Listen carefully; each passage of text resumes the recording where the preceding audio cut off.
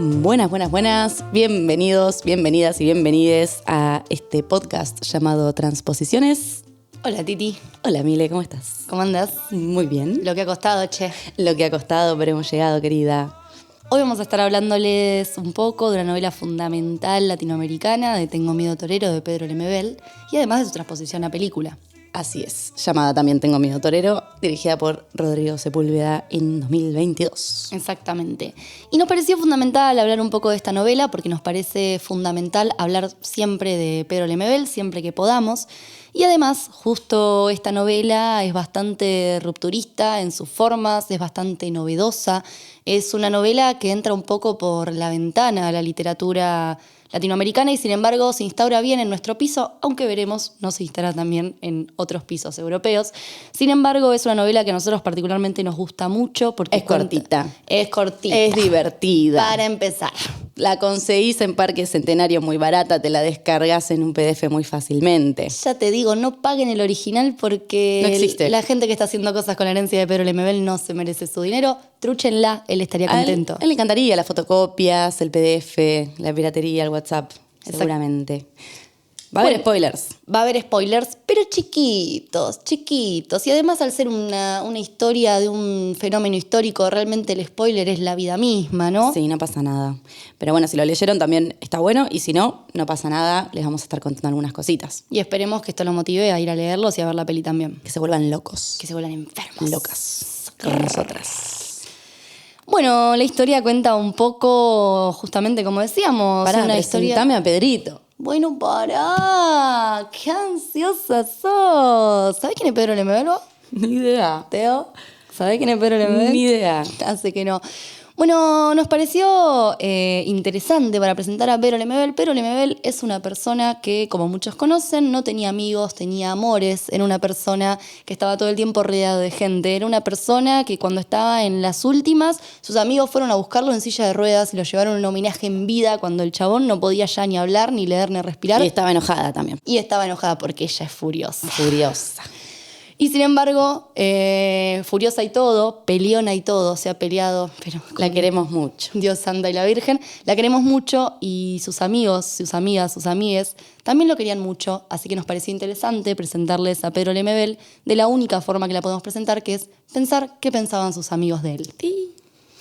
Vamos a leerles Necrológica a gritos para Pedro Lemebel, de Paul Preciado, que se escribe unos días posteriores a la muerte de Pedrito en 2015, y que dice así. Fragmentos de Necrológica a gritos para Pedro Lemebel de Paul Preciado. Putos los días que pasamos juntos en Santiago, putas las noches de Valparaíso, putos tus besos y puta tu lengua. Mirábamos al Pacífico y yo citaba Deleuze. El mar es como el cine, una imagen en movimiento. Tú me decías, no te hagas el intelectual machito, la única imagen en movimiento es el amor. Tú me criaste y de ti salí como un hijo de los cientos que tuviste inventado por tu voz. Tú eres mi madre y te lloro como se llora una madre travesti, con una dosis de testosterona y un grito. Tú eres mi amante y te lloro como se llora un amante comunista e indígena, con una hoz y un martillo dibujados sobre la piel de la cara. Tú eres mi chamana y te lloro como se llora la ayahuasca. Salgo a las calles de Nueva York y me abrazo un árbol radioactivo mientras te pido perdón por no haber ido a verte, por el miedo a la memoria de la tortura, por el miedo a los perros muertos de hambre en las calles de Santiago y a las minas de Antofagasta. Los diamantes son eternos y las bombas también, el SIDA habla inglés, dices darling, hay más da y no te duele, y el cáncer no habla. Te mueres silenciosa como una barbicutre, sudaca, proletaria y marica. Incorrupta eres, como una diosa transandina, y nos arrancarán de la historia los libros que ya no escribirás, pero no tu voz. Y nacerán otra vez 1000 niños con la alita rota y 1000 niñas que llevarán tu nombre. Pedro Lemebel, 1000 veces, en 1000 lenguas. Hermoso. Qué cosa, ¿eh? Qué cosa. Amar así. Qué hermoso. Amar azul. Amar azul, por amarte así. Ya está. O sea, no tenemos que decir más nada de él. No. Con esto es suficiente. Es realmente una carta de amor a la amistad. El resto, googlealo. El resto googlealo. El resto googlealo. ¿Querés datos biográficos? Me los googleás en Wikipedia, pero con eso es suficiente. Habla muchísimo y muy bien. La verdad que sí, y además creo que también trae su identidad toda, ¿no? Como esta idea de una sudaca, marica. Cuando hablamos de Pedro Lemebel y hablamos de la figura de la loca, de la travesti, estamos hablando de una loca situada, no estamos hablando De cualquier loca. Total, la perfo queer y una cuestión extrapolada quizás a los Estados Unidos, que también nos ha bajado de los estudios literarios y filosóficos, sino que estamos hablando de la loca sudaca, estamos hablando de una loca pobre, estamos hablando de una figura que Pedro siempre defendió mucho. Estamos hablando de ella y bueno, vamos a hablar también un poco. Y tiene mucha data también muy linda, si quieren buscar, de las yeguas del Apocalipsis. Pero claro. Un grupete muy hermoso que armó para hacer performance y intervenciones, que tiene muy bien organizada la página web, si la quieren buscar. Es una hermosura. Ahí están como todas las perfos acomodadas y con buena data de archivo. Está bien eso para buscar. Exactamente. Pero no se los vamos a contar nosotras, laburen. Si quieren perfo, tendrán perfo. Hay que laburar. Nosotras vamos a hablar específicamente de la novela Tengo miedo torero, ¿verdad? Exactamente. La novela Tengo miedo torero cuenta una historia real, un suceso histórico chileno, que es el ataque a Pinochet por parte del Frente Patriótico Manuel Rodríguez. Pero además nos cuenta otra historia, que es la historia que nos interesa, que es una historia de amor, una historia de pasión entre una loca travesti vieja, sudaca y marica. ¿Indígena? Y pobre, y un militante político, un militante integrante de este frente. Y el señor Carlos. El señor Carlos, de quien vamos a hablar muchísimo. Carlos y la loca. Carlos es el ganal. El ganal. Carlos es el galán, el militante, el sex symbol de la novela y su chica es la loca. Exactamente. Y es interesante esta novela porque no es el primer libro de Pedro Lemebel, es de hecho su cuarta publicación, pero antes había publicado solamente crónicas, alguna poesía leída, como hablábamos antes, las perfos, y sin embargo esta sí es la primera novela. La única. La única novela que va a tener. ¿Le podemos llamar novela? Es una pregunta que podríamos tener, ¿no? Sí, hay algo que no le gustaba a la Pedro, es encasillarse. Y le dijeron, qué linda novela. No es una novela. Bueno, qué linda ficción fragmentaria. No es una ficción. No me pongas categorías porque soy posmoderna y no voy a entrar en las categorías de ninguna manera. De hecho, es una novela que un poco se termina haciendo, digamos, dicen las malas lenguas. Él lo conoce Roberto Bolaño después de ganar el premio Herralde por Los Detectives Salvajes. Se conocen en Chile, después se pelean en Chile porque esa es la historia de Pedro con la gente. Pero cuando Bolaño vuelve a España y habla justamente con el editor de Anagrama, el director de Anagrama, le dice el chabón ¿hay algo en Chile que valga la pena? Sí, mi rey. Sí, mi rey. Pedro Lemebel, y le entrega Pukiti los 3 libros de crónicas que Pedro había publicado. Entonces, un poco ante la reedición de Anagrama de esas crónicas que antes circulaban por Chile en LOM Ediciones, digamos, una editorial chilena. Chile muy bajo la censura y una dictadura, por supuesto, en ese Absolutamente, momento. Un nivel de circulación muy chiquito. Under. Y de repente Pedro salta a la fama, es publicado por Anagrama, es uno de los autores más reconocidos de Chile, le encanta. Y sí. Le encanta. Y entonces un poco en ese biribiri editorial y en ese fulgor mediático empieza a pensar en sacar una novela que revive un muerto que tenía en los cajones. Sí. De hecho está en la introducción de la novela. Dice, esta novela surge a partir de 20 páginas perdidas en un cajón, escritas a mediados de los 80, que dice, bueno, tengo que escribir algo, a ver, abrió ahí, dijo, esto estaba bien, tenía un par de paginitas y lo continuó y es esta novela increíble. Exactamente. Y bueno, nada, acá Bolaño un poco, no queremos describir la novela porque realmente queremos que la lean, pero Bolaño habla de esta prosa, que es una prosa que Pedro ya viene teniendo, es una prosa inventada, muy lemebeliana, digamos, esta cosa medio barroca, trans, con hablas populares. Pomposa. Muy pomposa, hasta incluso un poco Kirsch, ¿no? Como una cosa muy decorada. Con brillos, con encajes, con plumas. Todo, súper adjetivado, es un quilombo. Y Bolaño dice que él trabaja la dimensión física del habla, su gestualidad, su emocionalidad, sus categorías menos intelectuales, sus categorías más sensuales. Me encanta esta idea de que hable de categorías sensuales, sin renunciar por ello a la lucidez. Hermoso. Me parece muy hermoso porque no es como, bueno, entonces escribió una novela y qué lindo, y le puso un poco de plumiflu, sino que además tiene una gran lucidez. Es muy inteligente cómo está construida la novela, que de por sí además es súper fragmentaria, está desordenada. Sí, que a la vez no es el tono que busca, no está contando un hecho histórico, no está hablando solemnemente, sino que está jugando y con mucha conciencia, lo cual es admirable porque es difícil también de estar riéndote, divirtiéndote y te está dando una data muy fuerte, muy inteligente y muy lúcida justamente. Bien, como decíamos, la novela entonces no es una novela realmente canónica, no es la novela decimonónica, no está escrita como estamos esperando, pero sí tiene un par de rasgos latinoamericanistas que podríamos pensar. Por un lado es súper fragmentaria, recupera voces del habla cotidiano, digamos, podemos pensar ahí un poco en, qué sé yo, Pedro Páramo, incluso en esa fragmentariedad, en esas cosas rotas que tiene esta novela. Y por otro lado, además, el chabón agarra y dice, yo voy a incluir todos los materiales que a mí me gustan. Yo escucho la radio, meto bolero. Yo veo novela, meto romance. Yo me leo las novelitas folletinescas, meto esto. O sea, trabajo con lo que está a mi alrededor. Sí, esta parte es como muy sonora también, a la vez. Como si uno tiene a mano el acento chileno, lo escucha cuando lo va leyendo. Hasta en las palabras, en las expresiones, en la prosa, cómo la va armando, se escuchan los boleros, se escuchan las palabras, se escucha la marica, se escucha todo. Y por momentos incluso tiene un narrador que uno podría confundir con un personaje más que deambula esas calles junto con la loca del frente. Por momentos el narrador es bastante juzgón de la loca, pero por momentos también está bastante cerca y habla con sus palabras. Y tenemos ahí como diálogos perdidos. No hay una línea de diálogo. Eso digamos, es tremendo. Es una novela llena de voces sin ninguna línea de diálogo. Ni una.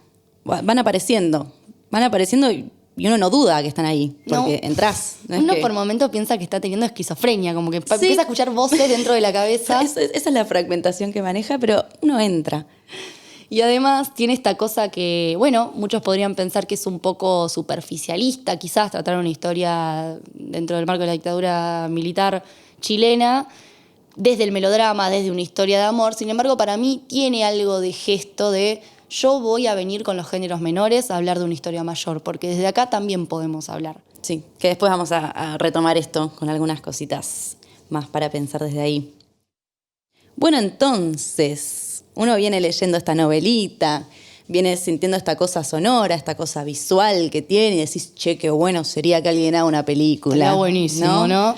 Ahora, esta película se hace y eso es una transposición. Bienvenidos al podcast Transposiciones, de eso vamos a hablar. Y en esta primera oportunidad les vamos a dar como una pequeña introducción de qué es esto de la transposición. Es un concepto que viene del palo de la semiología, de los fenómenos del discurso, pero no nos vamos a adentrar en esas cosas, sino dar como una caracterización básica. Una transposición es una película que se hace a partir de un texto, básicamente. No hay mucho más que eso.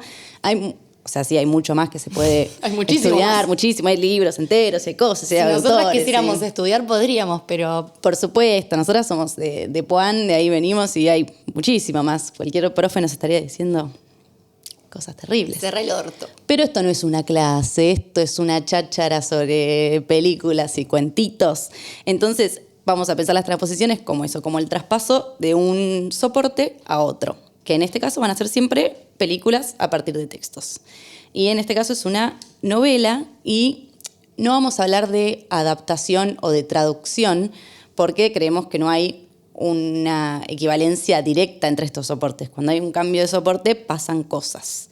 Y esas cosas son ideas que tienen potencialidades y limitaciones que se desprenden del soporte en el que están. Entonces, hay cosas que podés y elegís decir desde una novela y cosas que podés decir y elegir decir desde una película. Pero Titi, la película se olvidaron de poner la escena que a mí me gustaba de la novela. Me chupa un huevo. Pero Titi, escuchame, había en la novela un párrafo que a mí me encantaba, estaba re bien escrito. Pues no está. Siempre sucede cuando uno lee un texto y después ve una película que siente una decepción, una traición, ¿no? Como uno va proyectando imágenes en su mente que luego no ve reflejadas tal cual en la pantalla. Ciertas cosas de la narrativa, ciertas cosas de un personaje, uno se imagina una cara, uno se imagina un lugar, y ese lugar nunca va a ser el mismo en ningún caso. Y a mí me pasó en este caso en particular, que leí primero la novela y cuando vi la película me decepcionó. Sí, ya empezamos. Ya empezamos, después lo vamos a retomar. Pero a vos te pasó al revés, que eso es un caso curioso. Claro, yo vi primero la película, no conocía a Pedro Lemebel y la película me llevó a decir, bueno, che, ¿esto de qué se basa? Googleé Tengo miedo torero, vi que era una novela, leí la novela, me encantó.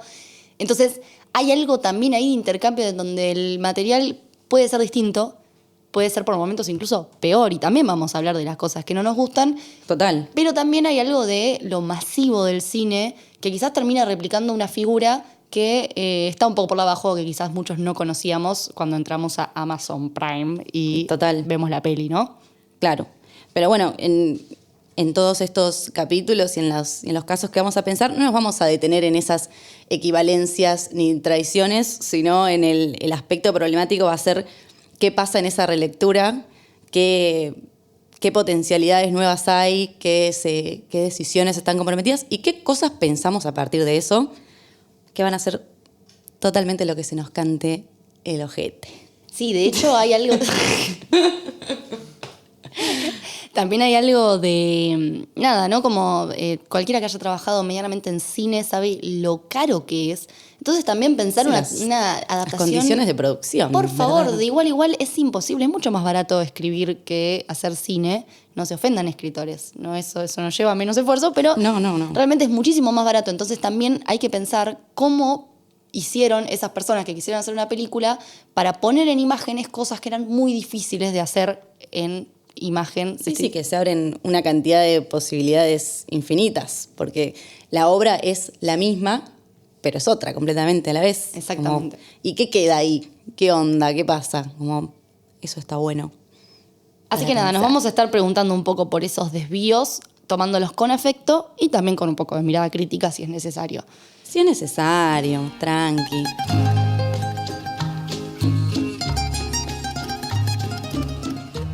Bueno, entonces, hechas estas aclaraciones sobre qué es una transposición, vamos a pasar a la película que... mira, cuando arrancamos dije que era del 2022 y es del 2020, lo siento. Estás muy burra. Es del 2020, perdón, me confundí, era pandemia. Bueno, esta película, que se llama Tengo miedo torero, fue dirigida por Rodrigo Sepúlveda, que es chileno, al igual que Pedro, que empezaron a pensar la idea juntos en su momento. Poco después de que se haya publicado la novela, empezaron a armar el guión juntos. Lo que sucedió es que Pedro murió en 2015. A veces pasa. Entonces, no llegaron a hacer en conjunto todo la proyección de las ideas, sino una parte de las decisiones y las demás las terminó haciendo Rodrigo como pudo, porque hubo que buscar por todos lados financiamiento y lo terminaron consiguiendo de Amazon Prime, que no sabemos si le hubiese gustado a Pedro. ¿Vos creés que sí? Tenemos Yo dos no teorías, sé. claro. Tenemos la teoría de que no le hubiera gustado porque anticapitalista y tenemos la teoría de que le hubiera encantado porque famosita. Porque le gustaba la fama y que haya Exactamente. llegado a mucha gente. Pero bueno, se consiguió el financiamiento y hacer el rodaje a mediados de 2019 y se estrena en septiembre del 2020. Hubo algunas cuestiones que tienen que ver 100% con las condiciones de producción, que es que fue una coproducción mexicana, entonces el personaje de Carlos no es chileno, sino que es mexicano. Me está cargando. Te juro que es mexicano, que es Leonardo Ortiz Gris, que es actorazo divino, pero a mí Cañas. me da bastante por las bolas que sea mexicano. no te Vamos gusta a esa decirlo. A mí no me gusta para nada que sea mexicano, porque en la novela Carlos es el emblema del luchador chileno, del militante, es Chile encarnado y prendido fuego. Acá es mexicano, güey. Que mi polola. No, la polola es chilena. Pero bueno, fueron decisiones. También hay actores y actrices argentinas, Sí. que está bien, eso sí está bien. Porque somos los más grandes del mundo. Pero lo que sí se respetó como decisión de Pedro Lemebel fue el actor que interpreta a la loca, que es Alfredo Castro, que la rompe toda y fue elegido por él. Dice, un hombre heterosis, pues sí, y la rompe toda. Y está muy bien. A eso la bancamos. Bien. No bancamos al mexicano. Perdón, te queremos, pero no.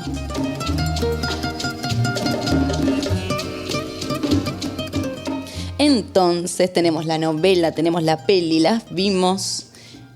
nos juntamos a tomar unas birras y lo charlamos y elegimos algunas cositas para traer acá. Después cada una puede pensar otras cosas y también comentárnosla o no. Quizás a Mile no le interese, no sé, puede ser. Pero vamos a ir tocando algunos puntitos que nos interesaron como para abrir ahí ideas y ver qué onda.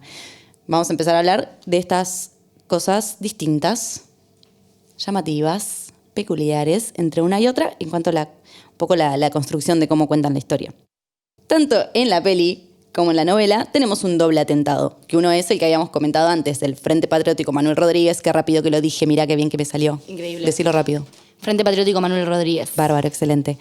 Y el otro es el de la loca hacia Carlos, que es un atentado en el que se lo está queriendo culiar. Exacto. Pero está enamorada y él no le da mucha bola.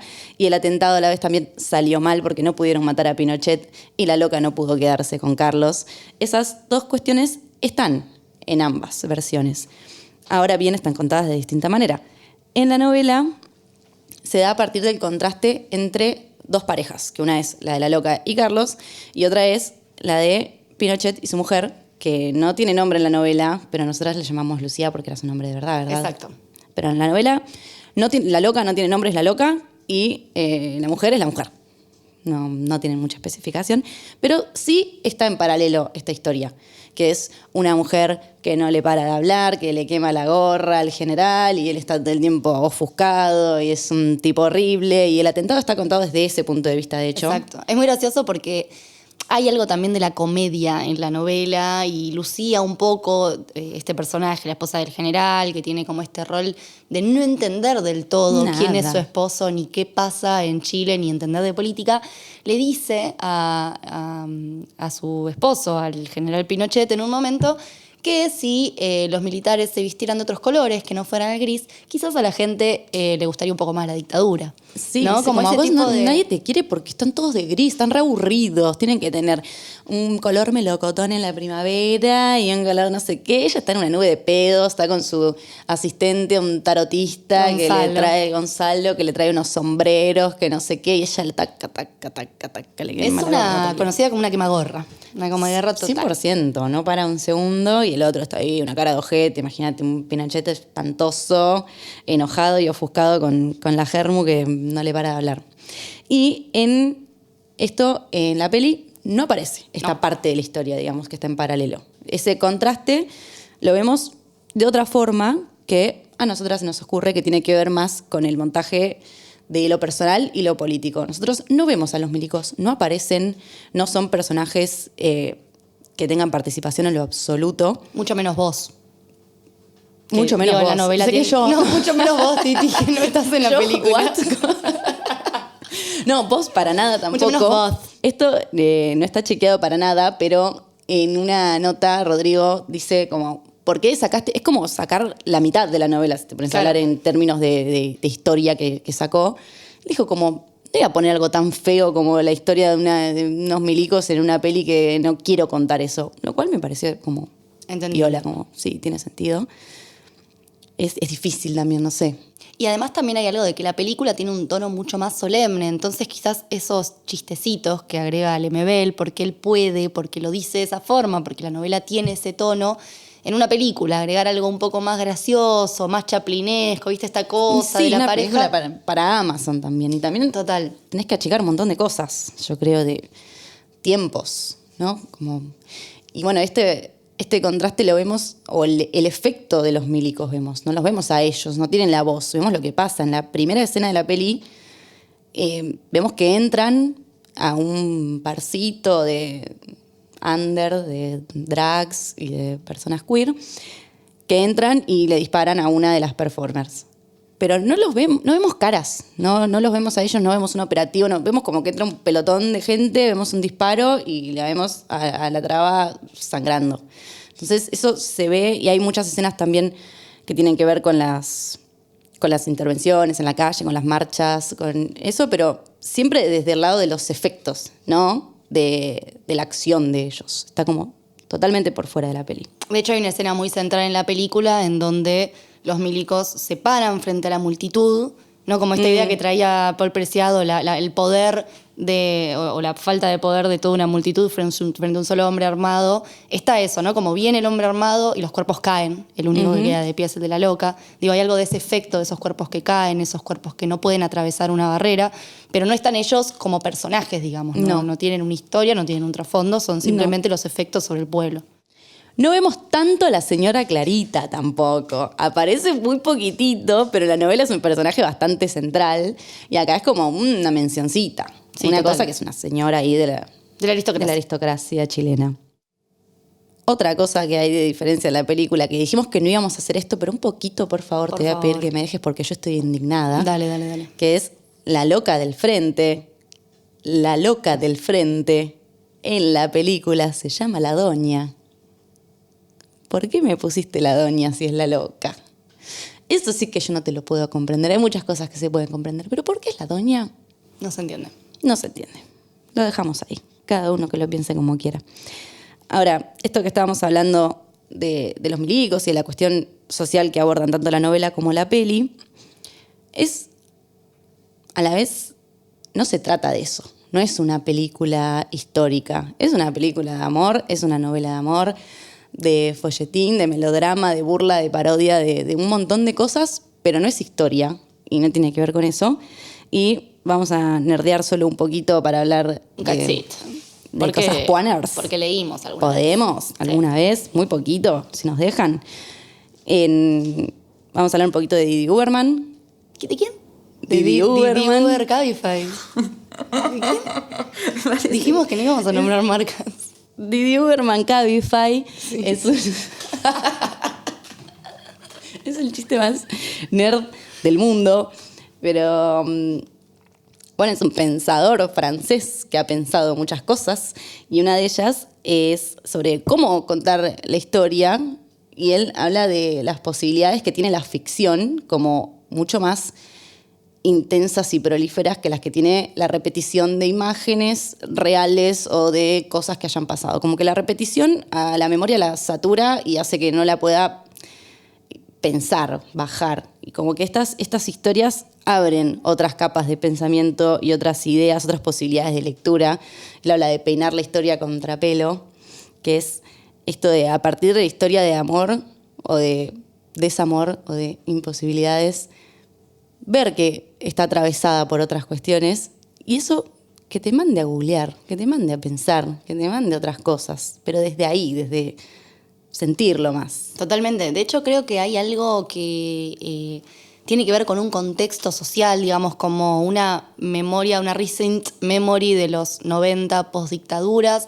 Obviamente no vamos a comparar el proceso argentino con el chileno porque tienen grandes diferencias, pero sí es cierto que hay algo de la proliferación de estas imágenes del horror, de la tortura, del secuestro, de la desaparición de personas, de la desaparición física de personas, de los cuerpos, de las identidades, que muchos teóricos, por ejemplo Pilar Calveiro, dicen un poco, bueno, quizás esta saturación en un momento se volvió un poco como incluso marketinera, no por parte de los organismos de derechos humanos, pero sí como que la gente consumía esto a mansalva, ¿no? Como sí. La sangre, el terror y el asesinato, y de repente no es casual que hay un montón de películas que salen a partir de los 2000, pienso en Los rubios de Albertina Carri, digo, como este tipo de trabajos más minuciosos con contar historias desde otro lado. Sí, con visibilizar y con dar una forma de leer distinta. Total. En donde de repente es esto, ¿no? Como la historia no con H mayúscula, que afirma esto es lo que pasó, sino una historia que dice esto es lo que me pasó a mí.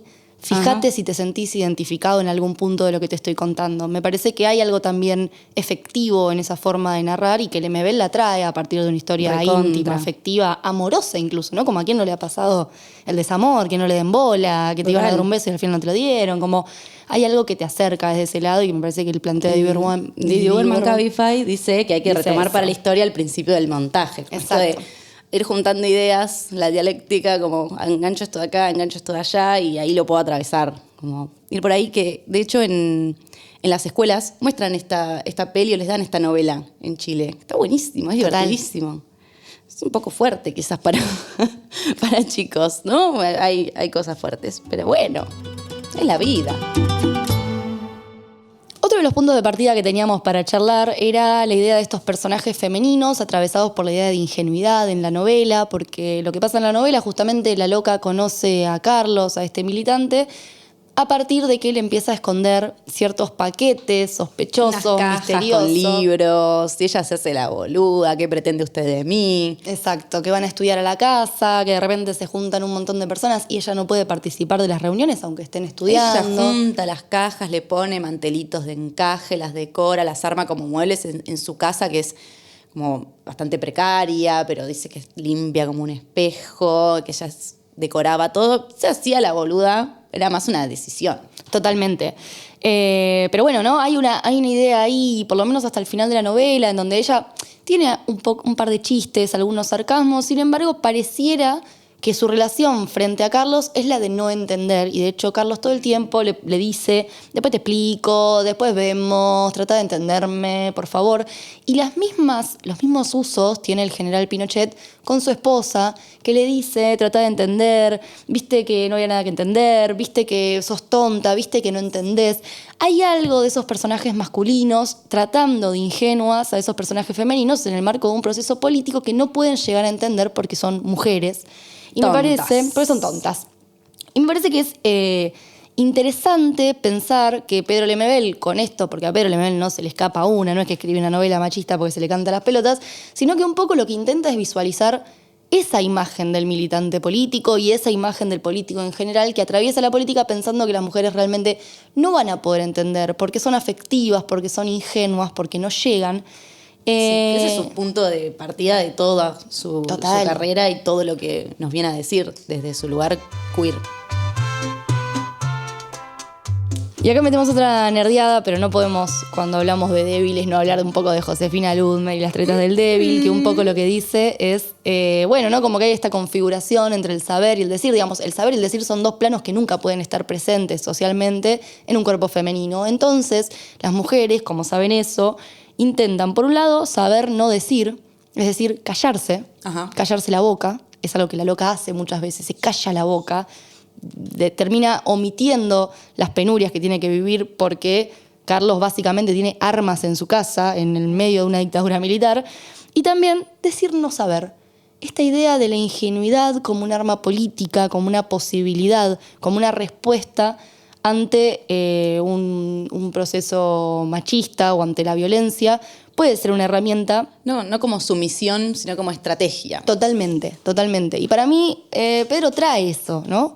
Como trae ese tipo de ingenuidades que a la vez son redes de afecto entre mujeres. Digo, como hay en la novela una construcción de afectos de mujeres que saben, que se cuidan, que no sé qué. Sin embargo, nunca frente a la masculinidad, ¿no? Frente a la masculinidad, la loca del frente decide callar. Se hace la boluda. Se hace la boluda. No, acá no hay ninguna boluda. Totalmente. Se hacen las boludas. Y de hecho, una de las cosas que pensábamos es en este poema de Juana Vignosi. A ver. Te lo leo. Pero bueno, Juana Vignosi, militante comunista, integrante del grupo Panduro, lo integraba con Juan Gelman, digamos, una protagonista de la política y la poesía. Ninguna boluda. Ninguna boluda, una reina de los 60, que en el libro Mujer de cierto orden abre el libro con esprit o sentido del humor, como gusten, y justamente dice esto, ¿no? Ante muchas críticas de distintos sectores de izquierda de no hagas boludeces, deja de escribir poesía, ¿para qué mierda vas a escribir eso? Qué pavada, qué pavada, qué pavada. Cosas de la culpa también. Totalmente. Dice, hace unos días he decidido luchar y la sola idea de la lucha me ha producido un cansancio tan infinito que hasta mis mejores amigos guardan distancia respetuosa. Además, como he pasado al lado de los ríos más famosos del mundo y no me suicidé en ninguno, mi falta de amor por la humanidad está suficientemente demostrada. Como siempre hablo de los demás, pero digo yo, todos pueden dormir serenos pensando que estas locas historias solo pueden ser mías, que ya sabemos qué clase de persona soy. Mis mejores amigos sufren en distintas partes del mundo y yo escribo cartas graciosas, sentada en medio del desierto, bajo el sol de enero, mientras mis vidas muertas insisten en volver. Algunos de mis mejores amigos no se engañan y me ofrecen tardes plácidas, retiran los objetos molestos, hacen lugar a mi ruido. Como soy infinitamente perezosa, creo que nunca intentaré luchar. Por eso casi nadie me saluda, otros dicen pobrecita, y mis mejores amigos se burlan despiadadamente de los ingenuos y no me hacen caso. Hermoso. Una hermosura total. Y me parece que es un planteo muy similar al de Pedro Lemebel y también a lo que hablábamos un poco antes de tratar el afecto, tratar la intimidad en el marco de un momento colapsado político, que es Y pensar... esto que es hasta, de hecho, son llamados géneros menores también, los que Total. tratan de los sentimientos, del amor, el folletín, el melodrama, como qué onda con la potencialidad que hay ahí para decir cosas contundentes, porque ya que se llame menor, Total. como género, ¿no? Ya habla de una posición, bueno, por lo menos complicada. No, y además es un debate que tuvo Vignosi en los 60, que lo trajo Lemebel en los 2000 y que tenemos hoy cuando, nada, está Milei y de repente están por cerrar el cine Gomón y uno va a la marcha y como, pero no es lo más importante. Pero bueno, pensemos un poco en esos lugares del arte para responder. Quizás la Total. ingenuidad también sea un espacio político del que tengamos que hacernos parte y la pavada sea una forma de respuesta. Y no la Total. única, ¿no? Podemos responder con pavadas y podemos responder con el cuerpo en el plano oficial. Entonces, Como, nada. ¿qué es lo que es en serio y qué no? Total. Y bueno, Pedro termina siendo importantísimo para la literatura chilena, importantísimo para la instauración de un tipo de identidad chilena en sus textos, escribiendo pavadas. Exactamente. Como nosotras que estamos acá grabando Que esto. estamos acá. En vez de que salir a la calle, hay que hacer las cosas de verdad. Bueno, Y bueno, y pará, esto es nuestro acto esto es político nuestro acto de político. verdad, gente, listo. Nos vamos con eso. Bueno, nada, y eso es lo que pasa en la novela. Hay una exacerbación de la ingenuidad, hay una idea de que de este tipo de feminidades ingenuas al costado de la política, que para mí es una burla, que para mí es casi una parodia, mientras en la película hay un tono más solemne.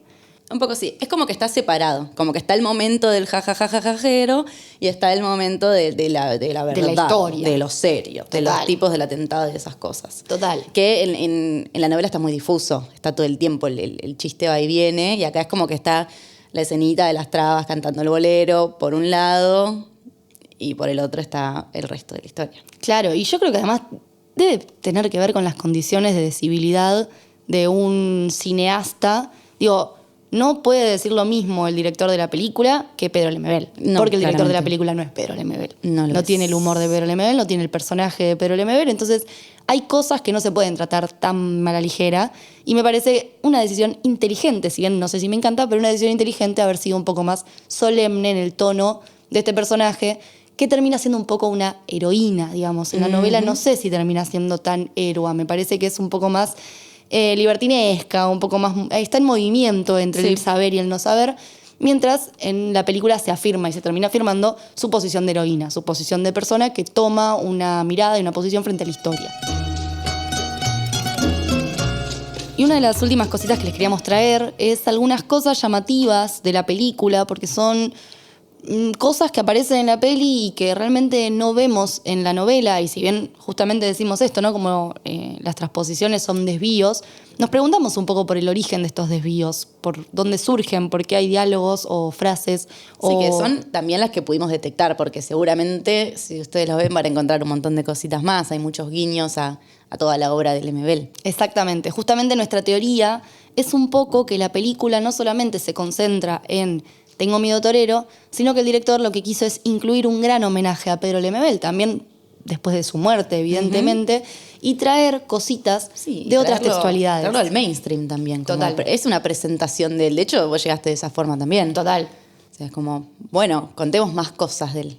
Sí, yo siento que hay algo de la peli de invitarlo a Pedro a hablar de otras cosas, no solamente de la novela, sino como, bueno, ¿y vos qué pensás de esto? ¿Y qué pensás de aquello? Y siento que el director chupa eso y lo pone. Como por ejemplo, en esta primera escena, en donde Carlos le pregunta a la loca cómo se llama. La doña, disculpame. Bueno, en la película es la doña, no hablemos de esto. Concha la lora. Titi, ya lo hablamos. Puta madre. Titi, pará. Ok. Le pregunta a la loca cómo se llama y la loca responde esto. Llámame aquí al almacén. ¿Pero cómo te llamas? ¿Que cómo me llamo? La cuando no, la cuando nunca, la siempre en domingo, la teté, la totó, la milú, la chumilú. Pero para ti, la doña. Chao. Buenas noches. Esto no está en la novela, digamos. Esta respuesta no está en la novela, pero sí está en una crónica de Pedro Lemebel que se llama Los 1000 nombres de María Camaleón, que está en Loco Afán, Crónicas de Sidario, y que les podríamos leer, pero vamos a dejar que se los lea Pedro Lemebel cuando visita a Pedro Carcuro en el programa de Pe a Pa. Que acá lo tenemos a Pedro Lemebel, por favor, está entrando al estudio y nos va a ¿Qué se leer siente? esto. Yo lo puedo decir. Es como las putas que entre ellas se tratan de putas y no le Cuando- afecta a cuando nadie. dice algo, otra- Exacto. exacto. Es como cuando tú hablas mal de tu mamá, ¿ah? Pero yo no puedo hablar mal de tu Exacto. mamá. Exacto. ¿Te fijas? Entonces, ese folclore de nombres que son infinitos hacen de alguna manera una producción cultural de cierta homosexualidad popular local chilena. ¿Ah? El Colisa, por ejemplo. El Tereso, que es como de campo. ¿Ah? Bonito el Tereso, ¿no? Por ejemplo. ¿Tereso? Es bueno, ¿eh? Muy bonito. ¿Qué otro sinónimo? A ver, Hay mucho. Incorpora Hay mucho. usted- Acá en el libro hay una larga lista, si querés te puedo leer. A ver. Si querés te puedo leer una lista. Que es como una recuperación de este folclore, ¿no? ¿Ah? Maricueca le pongo yo. Mira, aquí tengo algunos. ¿Ah? La cola del barrio, la Inca Cola, la Coca-Cola, la Pinche, la Lola, la Rose, la Denis, la Susi, la Pupi, la Mimi, la Bambi, la Tete, la Totó, la Nené, la Lulú, la Tacones Lejano, la Sacacorcho, la Chupadora Oficial, Pero que son... Oye, la Chupá Millonaria, la Licuadora, la Multimatic, la Multiuso, la Palanca, la Moderna, la Freno de Mano, la Patas Negras, la Patas Verdes, la Yuyito, la Pata Pelá, la Pituca, la Putifrunzi, la Chumiló, la Trolebús, la Compra Almas, la Yonó, la Pide Fiao, la No Se Fía, la Perestroika, pero esos nombres... la Poto de Aguja, la Siete Potos, la Poto de Palo, la Poto Ronco, la Abeja Maya, la Wendy, la Ibala, ahí viene la Esperanza Rosa, la Bim Bam Boom. Bien, qué gracioso. Esta entrevista es bárbara. La rififí, la refufú. La rififú, la bim, bum, bam. De hecho, les recomendamos mucho ver esta entrevista completa y no solamente verla, hay pedacitos igual porque no está todo, pero ver la polémica que se armó a partir de esta entrevista porque Pedro tiene un gesto muy loco al final, pero no les queremos spoilear. Entonces, vamos a ir hacia la última intertextualidad de que hay Refe, que es la más importante y con la que nos vamos a ir triunfales y felices. Perfecto. Por si todavía no leyeron nada de Pedro Lemebel, esto es lo primero por lo que tienen que arrancar. No voy a spoilear más y lo vamos a escuchar.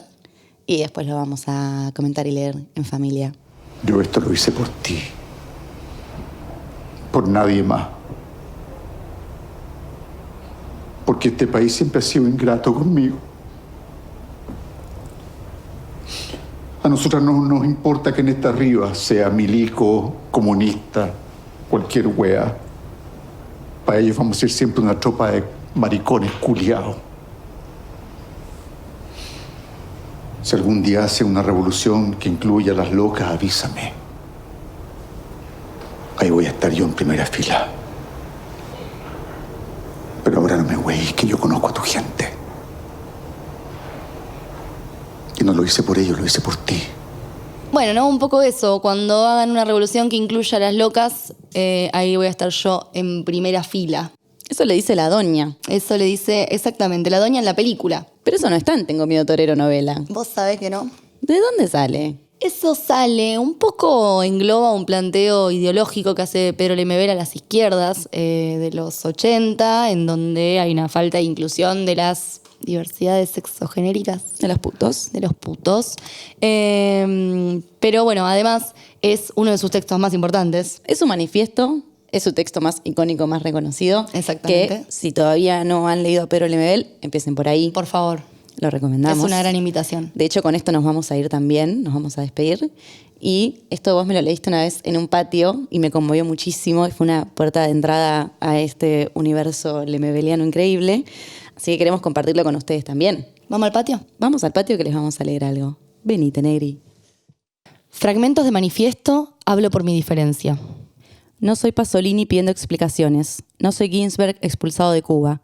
No soy un marica disfrazado de poeta. No necesito disfraz. Aquí está mi cara. Hablo por mi diferencia. Defiendo lo que soy y no soy tan raro. Me apesta la injusticia y sospecho de esta cueca democrática. Pero no me hable del proletariado porque ser pobre y maricón es peor. Hay que ser ácido para soportarlo. Es darle un rodeo a los machitos de la esquina, es un padre que te odia porque al hijo se le dobla la patita. Es tener una madre de manos tajeadas por el cloro, envejecidas de limpieza, acunándote de enfermo por malas costumbres, por mala suerte. Como la dictadura, peor que la dictadura, porque la dictadura pasa y viene la democracia y detrásito el socialismo. ¿Y entonces qué harán con nosotros, compañero? Mi hombría es aceptarme diferente, ser cobarde es mucho más duro. Yo no pongo la otra mejilla, pongo el culo, compañero, y esa es mi venganza. A usted le doy este mensaje, y no es por mí, yo estoy viejo, y su utopía es para las generaciones futuras. Hay tantos niños que van a nacer con una alita rota, y yo quiero que vuelen, compañero, que su revolución les dé un pedazo de cielo rojo para que puedan volar. Esto fue Transposiciones. Muchas gracias por escuchar, compartilo si te gustó y nos podés seguir en las redes sociales en @somospagochico. Agostina Basigalupo y Milena Tájer en la conducción, Teo Díaz en la operación, Francisco Garitonandía en la dirección general. Hecho en Marcos Paz, provincia de Buenos Aires.